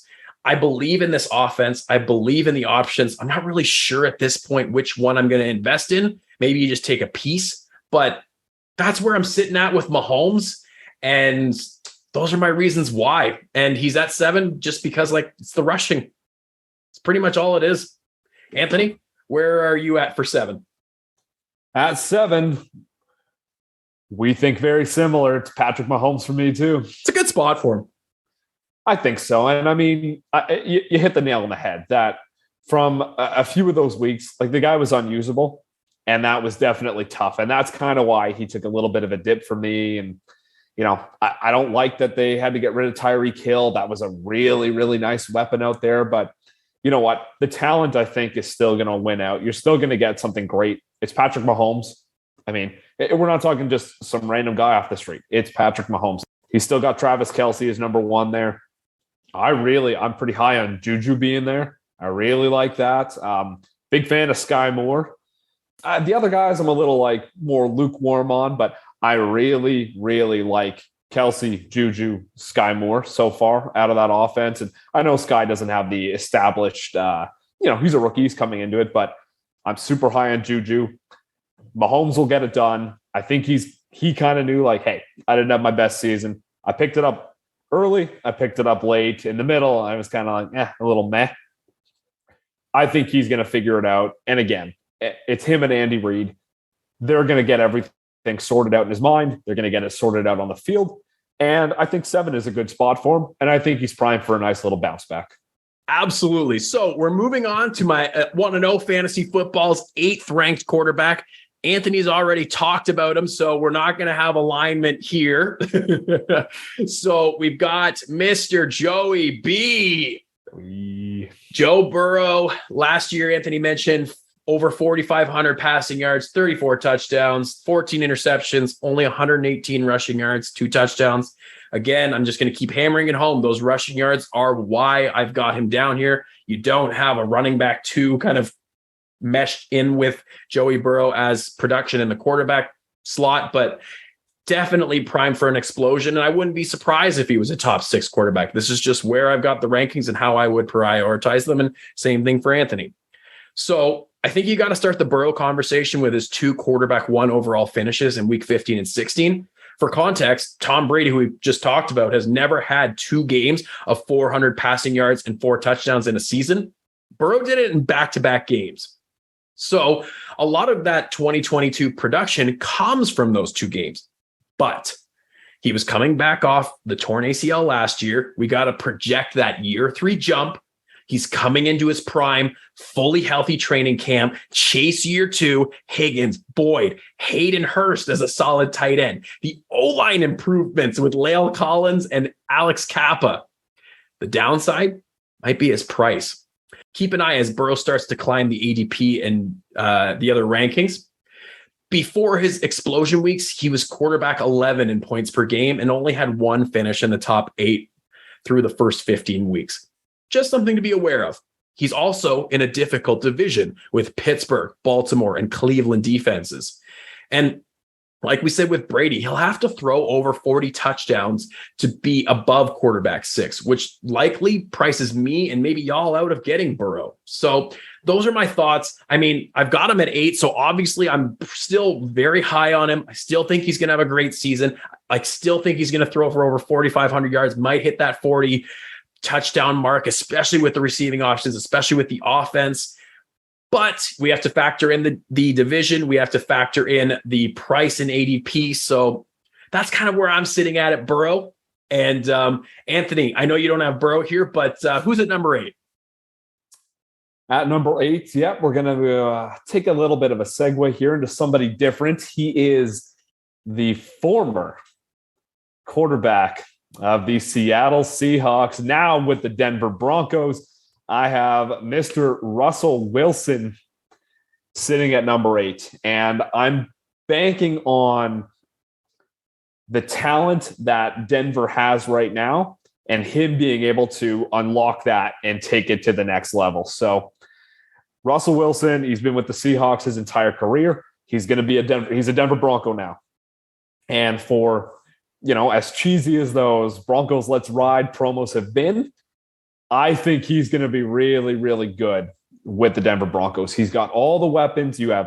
I love Cortland Sutton out there. I think that he could, again, no one is going to be the, DK Metcalf, but I think Sutton with that height and, with ability to go up and win those contested balls, contested catches, I think he could be pretty close. That could be something nice. Jerry Jeudy, I don't know. I'm a little lukewarm on Jeudy, but if Wilson can unlock him as maybe a short kind of field guy, that could be something really nice. That could be a decent connection. I'm super high on Tim Patrick. Don't tell anyone. I really love Tim Patrick. So no one, don't be following me on that. But I love Tim Patrick. I actually just had Dad. We were fishing yesterday, and he's like, Owen, when you bring me on the podcast, don't talk about Kenneth Walker. And now I got you telling me not to talk about Tim Patrick, and I 100% understand. Like some of these guys, like you got sleepers. Like we're gonna have some sleepers, some busts published by 1-0 Fantasy. Keep an eye out. Tim Patrick 100% will be on that list. Yeah, love Tim Patrick, and I just the talent, the new contract, Russell Wilson instead of Drew Lock throwing him the ball. Not to mention the two-headed monster of Melvin Gordon and Javonte Williams. Like, they're loaded right now. Can Wilson, who is a Super Bowl winner, he's been there, he's done that, he's done everything. Can he unlock the full potential of this offense? I have him at 8 because I think that he can.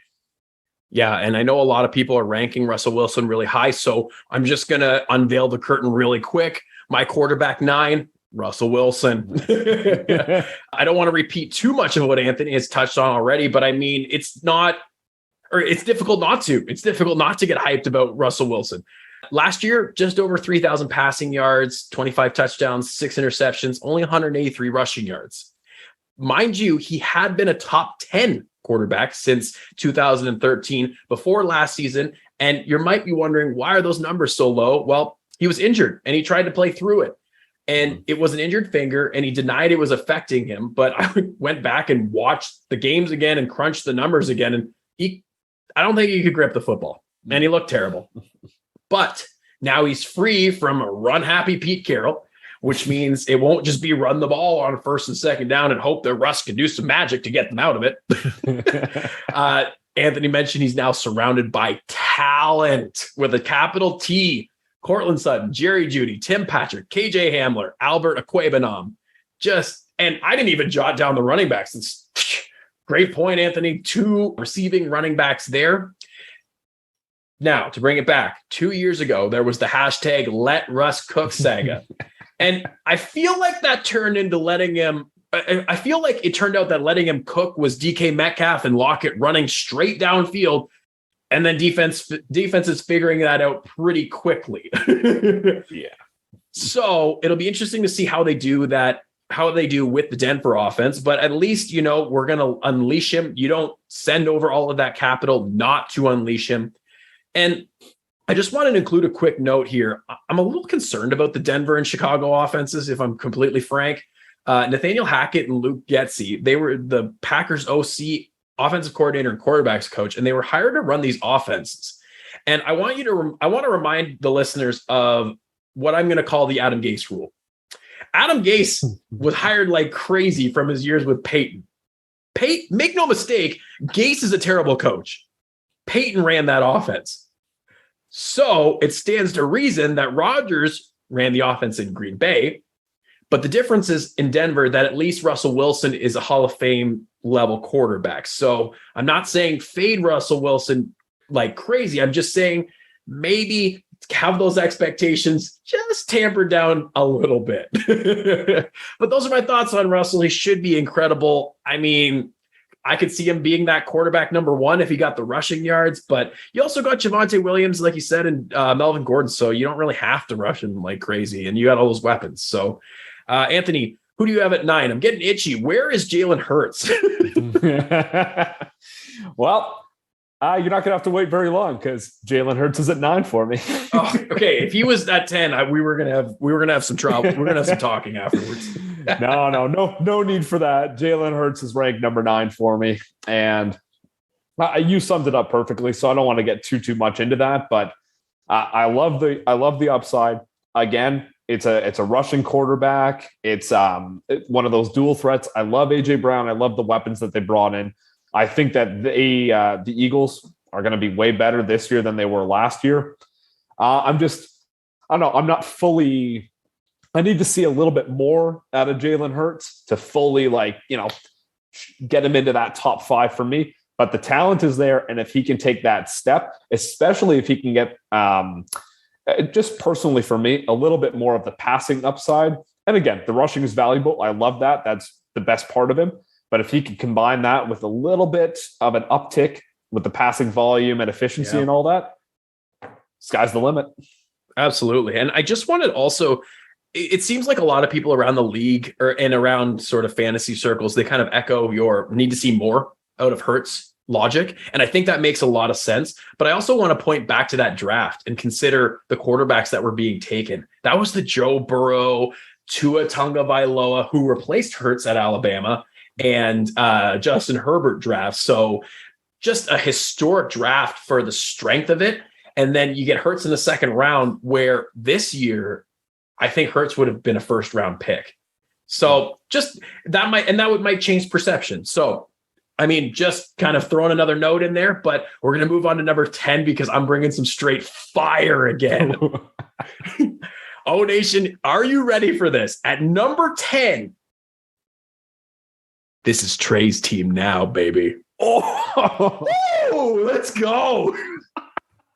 Trey Lance, my number 10 quarterback. Okay, so no, we don't need to spend too much time on last year because only a few starts, 603 passing yards, 5 touchdowns, 2 interceptions, but 168 rushing yards. You think about the ratio of 603 passing yards to 168 and a rush touchdown.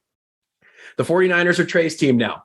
A note that I wanted to include, and that kind of goes back to the Debo saga. Since 2004, 70% of the time a rookie quarterback fails to produce a top 36 receiver. Keep that in mind for when you're drafting Trey's options as essentially a rookie quarterback this year. So my advice, fade Debo, Ayuk, Kittle, but it's so hard because they're so explosive. And Shanahan is such a schemer for getting these guys involved in the offense. He might be one of those 30% that's the exception. Just an important note. So move back to Trey Lance. Let's first consider the investment. They traded 3 first-round picks to go get this guy. Why did he do that, Owen? Well, let's start off with the fact that Trey Lance never lost a game in college. He's a winner. How is he going to be met with the adversity? Well, I think he had some of the adversity last year where he wasn't the starting quarterback. And you consider the NFC Championship game where the 49ers lost. Would they have won with a dual threat quarterback like Trey Lance? I like to think they would have. Trey Lance is built like a linebacker, 6'4", 226. You know who we talked about that's that similar size at quarterback 1? Josh Allen. He's got a rocket of an arm. If you Google the current NFL highlights of him, you'll see him launching the rock in preseason and regular season last year all the way down the field. It's incredible. In his only full year of college, because he sat out COVID, consider that, he rushed for over 1,100 yards and 14 touchdowns. This is what we're looking for in quarterbacks for fantasy football. I think 10 is low for Trey Lance and what he's going to do this year, but I couldn't. Jalen Hurts is my top 5 option that I'm just straight fire about. Trey Lance is this one. In his start against Arizona last year, he only had 192 passing yards interception, but he had 16 attempts in the game on the ground for 89 yards. That is almost running back 1 numbers for 18 and a half total points. You add in a touchdown, throwing her on the ground, and boom, you've got easy quarterback 1 weeks. You got easy top 5 quarterback weeks. He's got the weapons. He's got the coach. He's got the offensive line. This is the guy to target late this year. That was the fire. Oh, absolutely bringing it. Trey Lance. Oh, boy. Whew. My guy. I love it. Yep. I'm going to go a different way, however. My number 10. Someone near and dear to my heart. Someone that I had this previous season. It's Matt Stafford. I was wondering when this was going to come up. Oh, I love Matty Stafford. You know I love Matt Stafford. So let's dive into Matt Stafford. This is someone that I targeted specifically this past season. And for the most part, it really worked out for me. The guy, again, you're not going to get the rushing yards. That's why he's a little bit lower. He's 10 with me. Yep. But you got a guy like Cooper Kupp, and we saw that, they had breakfast together, and look what happened. Just a historic season. Again, I don't think it's going to be happening to those levels this season, because can you duplicate that, a historic season? Probably not. So there's going to be a little bit of regression, and that's fine, but it's still Cooper Kupp. He's still insanely talented. He's going to be just fine. Stafford has another nice little weapon, someone that I think he's going to unlock the potential of here, who truthfully really, he was good over in Chicago, but, when you have guys like Andy Dalton throwing to you, or whoever was in the past there, it didn't really unlock the full potential of Allen Robinson. Well, and rookie year, Justin Fields, where his bromance was with Mooney, as you mentioned. Mm-hmm. So I'm really excited for Allen Robinson to go down there, be part of that offense, which I think is going to be really good again. Running back, still a little bit of a questionable thing with me, at least, but with Matt Stafford, just sling it down the field. You got a guy like Allen Robinson that I think you can be really good. You have Cooper Kupp. I'm pretty high on Van Jefferson too. I really like him. And especially just again with Robinson, because I'm going to beat on that drum a few times. I think that he could be, the Robert Woods. Everyone calls him Bobby Trees, and I love that. Love that. I think he can fit that kind of mold over there. And I really even better and even bigger too. There you go. So I'm pretty high on Matt Stafford here at 10. He's a veteran. He's been proven. I know what he can do. We've all seen it. So he ranks pretty high for me. And that's a little bit of recency bias too. I was pretty happy with what I got out of him last season. And I like what they did this season. So I feel pretty good about Matt Stafford coming into the year. Yeah. And spoiler alert, I don't have Stafford in my top 12, and I knew this was going to come up. So always prepared to talk about him for sure. But I was like, I would include him in like kind of my sleepers, but best ball drafts are the ones that are primarily running right now. He's being drafted as quarterback 10. So Anthony, you're right on the money. And he finished as quarterback 5 last year, almost 5,000 yards, 41 passing touchdowns. You mentioned Allen Robinson, incredible, but I don't know. I couldn't put him above certain other guys. It's really what it came down to. Like I have this presented as a top 12 because my preferred amount of players in the league is 12. So, but could I fault you for drafting Stafford over my next 2 guys? Not at all. I mean, that was 10 is essentially where I had to put the Trey Lance spot. That's where I wanted him, because my next 2 guys, we can just talk about 11 and 12 as we keep rolling here. But at 11, I've got your quarterback of the Dallas Cowboys, Dak Prescott. And then at 12 is really a coin flip for me. I feel like in my rankings, I could have put 12/13 because I just didn't feel like I could bet against Aaron Rodgers. And that's where I have Rodgers. So just going to dive into Dak and Aaron for a minute here. So at 11, Dak, they kept McCarthy as head coach, but notably kept Kellen Moore as OC. That's really great. Dak, like Russell Wilson, has always been a top 12 quarterback. The past 5 seasons, other than his injury season, always been top 12. He's got the rushing yards. He always has 6 rushing touchdowns, but last year only had 2. So for some reason it went down. And now that we've lost Amari Cooper and this offense isn't looking as potent, maybe those rushing yards and the rushing TDs come back up. The problem is that the Cowboys defense might be their strength now. Dan Quinn revamped this defense. Trevon Diggs at cornerback, fantastic with the interceptions. Micah Parsons, generational talent, And then, like I mentioned, they traded Amari Cooper for essentially nothing, and they still have $25 million of cap space, which is hilarious. Gallup was re-signed and is working his way back from his late season ACL tear. And they brought in James Washington from the Steelers, Jalen Tolbert in the draft, and then they re-signed Dalton Schultz. Another piece of advice from this podcast, Dalton Schultz, forgotten breakout at tight end last year.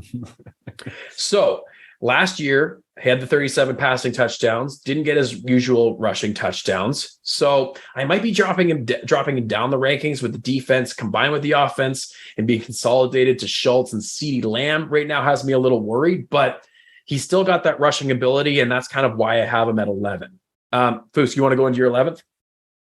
Yeah, my 11th is going to be your 12th, actually. Aaron Rodgers is going to slide in there for me, and it kind of feels a little weird putting him around that spot, but right?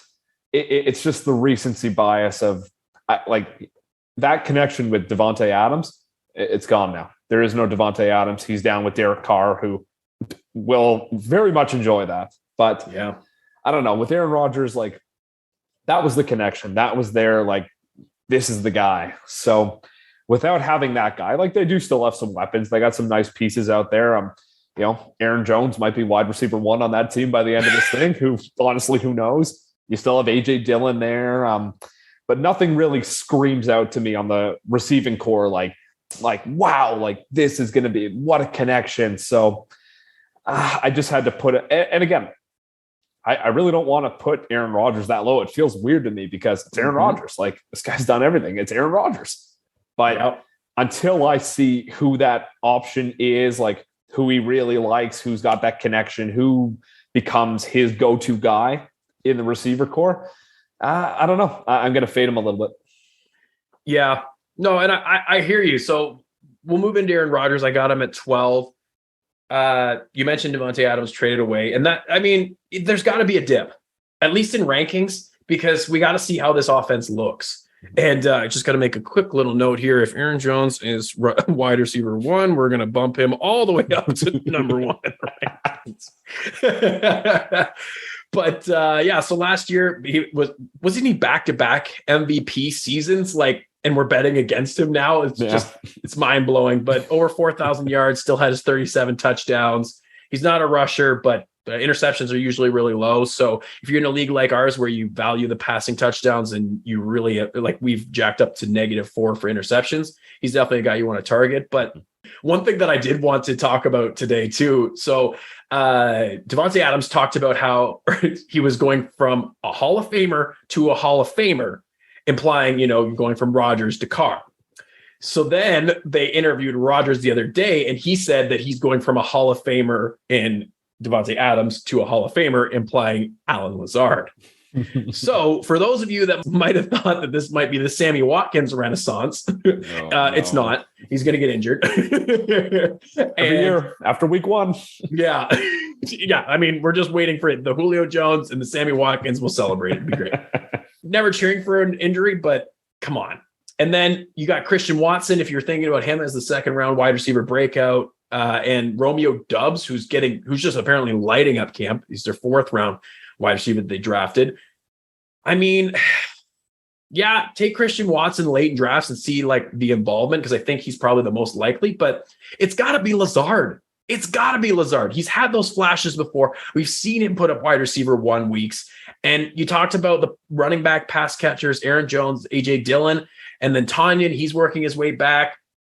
Now, mind you, David Bakhtiari at left tackle, he's a concern. He's still like injured from 2 years ago injury. Yeah. They draft a couple offensive linemen, but Rodgers has been a top 10 fantasy quarterback 9 of his 11 seasons. He hasn't had Devontae Adams for all of these, and he should be going later than usual. And, he's likely going to be one of those players where after your draft and after a couple of weeks, you look back and you're like, why didn't I just take Rodgers? Like, what was I doing? Like, why was I betting against him? Because, he's going to be up there in that top 10 quarterback range. He's got all these weapons. It looks a lot better than you'd think. So, that's the argument for and against Aaron Rodgers, but he's still within our top 12. So, still draft him within that top 12 and feel confident about it. Now we're going to move into some sleepers in a minute, but Anthony, who do you have at 12 here? Who are we looking at? We are looking at someone that you had a little bit higher than me, but it's a question of me for this player is he's got all the on-field attributes, but does he have it up here between the ears? Okay. And it's Kyler Murray for me. Ooh, that's quite a tumble for Kyler in the comparison. I know, I see he's got the weapons. He's got all the physical gifts. He can rush. He can throw. He's got all this immense amount of talent, but does he have it between the ears for me? That's the biggest question. Like when adversity hits, last couple of years, I haven't been impressed by what I've seen after that. So yeah, all the talent in the world, but can it be properly applied? That's the dilemma for me. And until I've seen a little bit more to show me that, yeah, this guy can overcome the adversity. This guy does have it. He's thinking the game properly. Until that time, and I haven't seen it yet, he's at 12 for me. Okay. Like I said, we're looking for objections and a little bit more, iron sharpens iron in these podcasts. But I heard an interesting point yesterday that I wanted to throw towards the audience and yourself too, Anthony. So you remember how angry Aaron Rodgers was from the draft pick of Jordan Love and how he responded with back-to-back MVPs. Now, change Jordan Love to a 4 hours per week study session. I think Kyler's pretty pissed. And maybe I'm going to put an asterisk in my rankings where it's Kyler's my fourth quarterback. As long as he's pissed and as long as you trade him before week 10. I honestly can't believe that was a clause that then came out. That was so funny to me. So funny. The amount of people that jumped all over that. And 4 hours a week is it's really not a lot in the grand scheme of things like that. There's the whole story now about Tom Brady watching 40 hours a week of film. It's like 4 compared to 40. It's like, okay, it's nothing. And then when Rappaport dropped the story, he was at Eagles training camp and he was talking to Sirianni there and he goes, Hurts does that in a day. Yeah. Which I guess we extrapolate that's pretty much the same thing as what Tom Brady's saying, but and Peyton Manning, you heard it from McAfee and stuff like that. But okay, I know everybody in the audience, you've waited, you want sleepers, we're here for you. We had planned to provide 3, so maybe we'll give you the names, but there's one that I really want to focus with. But I've been going first all day, so Foos, why don't you jump in here with a sleeper? Hit me, and if it's the same one as me, I'm going to be really grumpy. All right, also celebrate it. Let's see. I have 3 here. I'm going to go with the one that I think is going to be the least one here that you and I are going to match up on, but maybe we're right. Who knows? Okay. So you tell me how crazy this sounds, but all right. This may sound crazy, but especially with all the, maybe not because of how good he is as a player, but because of all the other news around him. Zach Wilson. 1 second, I got to go throw up. I actually just finished my quarterback rankings, and I can tell you for certain he's at 31. But tell me. I want to be very, and I'm going to say this. I'm not a Jets fan, so I'm coming into this just something about Zach Wilson this season. I think the Jets are actually going to be half decent. Do I sound absolutely insane? Yeah, probably. But we got to do something different for these ones. This is why he's a sleeper, because I'm not betting the world on this guy, but something is going to happen. And I think Zach Wilson is going to be a better version of who he was. I think the Jets are going to be a better version of who they were. They got some nice little weapons. They're starting to really actually finally build something decent over there. And I think something is going to happen. And I think if they're going to take this step, I think it's going to start with Zach Wilson. And everything that I've heard so far over the summer, getting into camps and all that, he's beefed up. He's a little bit stronger. He's a little bit leaner. You know, the guy's ready to go here. So maybe a crazy thing. And, you know, he's on my list of these 3 sleepers, he would be 3 of 3. But if I hit this right, I look like a genius. And if not, Zach Wilson and the Jets, they got me again. It's actually funny too, because talking about Zach Wilson here for a second. So I was actually had a note in my phone, and I just brought it up to bump Zach Wilson up on the draft rankings because I have him at 31, and that's that's hilarious. But so I was listening to the Around the NFL podcast yesterday, and they were talking about how maniacal Zach Wilson is about football. Like he's traveling around the country right now to throw with his receiver. Not now, sorry, previously to off through the off season to throw with his receivers. And there's a story from last year, and I think this came from Rappaport, but I can't say it for certain. But Aaron Rodgers calls Zach Wilson. Kind of funny that these two have like a relationship as well, like a little friendship. He calls him at past 9 p.m. on a Friday night. And, you know, they're on a video call or whatever. And Rodgers goes, "Wait, where are you?" And he goes, "I'm at the facility." Wilson says that. And Rodgers goes, "What are you doing there?" And he goes, "Are you in the tape room?" Wilson's in the tape room at past 9 o'clock p.m. on a Friday night during his rookie season, just grinding tape. So, I mean, Zach Wilson, let's go. So my last 2. So basically, I think this is either this is the make or break year for this next guy. They surrounded him with a whole bunch of weapons. They built this team for him.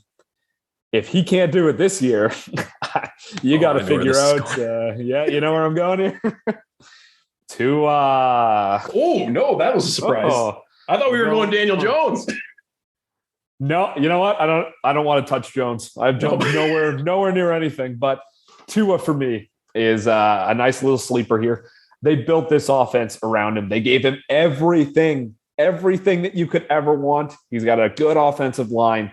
He's got, I'm not going to say great running backs, but he's got a whole bunch of serviceable running backs. Could be something. A little Chase Edmonds in there. I want Raheem Mostert to do something. I really do. I want him to be healthy and be okay. But I'm jaded, like so many other fans are. But there's a lot of different things there. You still got Myles Gaskin in there. So there's some serviceable guys. You traded for Tyreek Hill. Jalen Waddle is unbelievable. They should be a really good team. Lots of weapons. If Tua can't put it together this year, you move on, you find somebody else. So I'm banking on this is going to be the breakout year for him, because if not, I don't know what's going to happen to him. He's not going to be with the Dolphins after that. So he's my one. And then I'm going to go the opposite way because I like the addition of Devontae Adams on this side. So I'm going to go Derek Carr here. Yep. I like Derek Carr. I think he's a gamer. I think that there's finally some trust. There's finally, they've seen what this guy can do. They went out, they got him this stud of a wide receiver. You have him, you have Hunter Renfrow, you have, you've got Josh Jacobs, you have absolutely disgusting tight end over there that's finally not going to be triple teamed, and you know there's finally people to take the pressure off him. And I think Derek Carr could be something special if everything turns out this way. And I love the division that they're in. There's going to be shootouts. It's going to be high scoring. It's going to be exciting. How about them Raiders? Maybe they do something.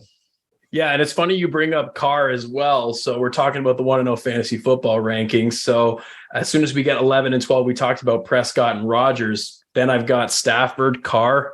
And it's kind of funny. 2 of my 3 sleepers that I wanted to focus on today are also second-year quarterbacks. Yeah. I'm going to touch on Justin Fields just for a second, just because of his rushing prowess. I don't think he's actually going to be usable for fantasy, but I just wanted to highlight that he was on pace for a ton of rushing yards at over 420 with just like the minimal starts last year. But it pretty much has to be the offense, just like Lamar Jackson, but just with like no offensive line. And I also mentioned that I'm extremely nervous about the fact that Luke Getsy is the offensive coordinator there, where he's getting all the credit for for coaching Aaron Rodgers, coaching in quotes.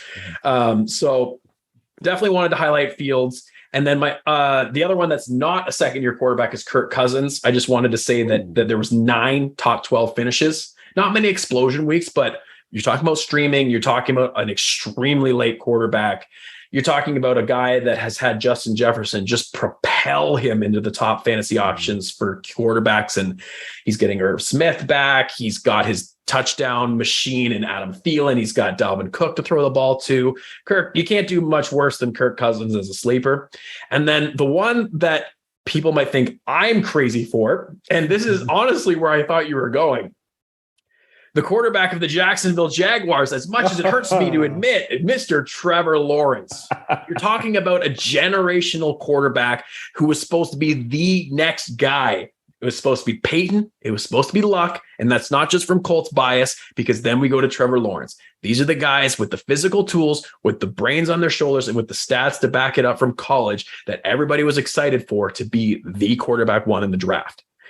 Now, I think maybe Anthony, you and I, or on a different podcast, we've talked about it, and it's been talked about ad nauseum.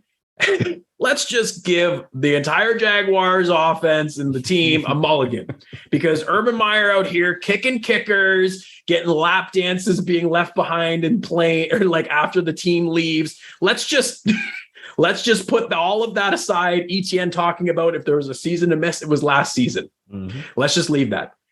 PlayerProfiler.com's Matt Kelly talked about the speed of an offense that a head coach brings in and the percentage of plays that are pass plays that show them to be productive offenses. Doug Peterson is one of the guys that leads these categories. He should push the offense. Trevor Lawrence with 3,600 passing yards, that's going to shoot up. Touchdowns, 12, that's going up. Interceptions, 17. Doug Peterson's a quarterback's coach. I'm pretty sure that's going down. And then he even had 300 rushing yards to boot. You got the Christian Kirk mega deal. You got Marvin Jones, Laviska Shenault filling out those sort of that wide receiver core. And then you've got Evan Ingram at tight end. And then to top it all off, my player of this offseason, Travis Etienne, Trevor Lawrence's college running back, just dumping the ball off to him and him just being electric. You got a solid offensive line. The mulligan for the Urban Meyer experience. You come on. I think Trevor Lawrence, guaranteed top 15 quarterback. Boom.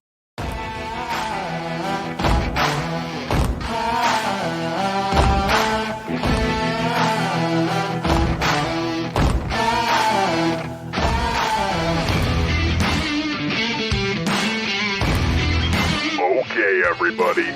We're done here for today. You're going to want to listen to the next episode of the official 1-0 Fantasy Football Podcast. Odog, out.